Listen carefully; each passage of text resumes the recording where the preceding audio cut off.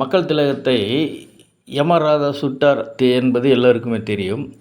அவர் மருத்துவமனையில் அனுமதிக்கப்பட்டிருந்த போது அவரை பார்ப்பதற்கு நிறைய பிரபலங்கள், அரசியல் தலைவர்கள் எல்லோரும் வந்தார்கள். என்னை பார்க்க வந்தது பெரிதல்ல, பக்கத்தறையில் எம்.ஆர். ராதா இருக்கிறார், அவரையும் பார்த்துவிட்டு செல்லுங்கள், அதுதான் மரியாதையாக இருக்கும் என்றார்.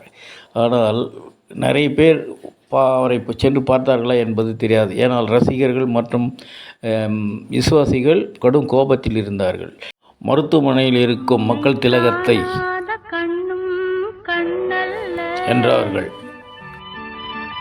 உன்னை எண்ணாத நெஞ்சும் நெஞ்சல்ல,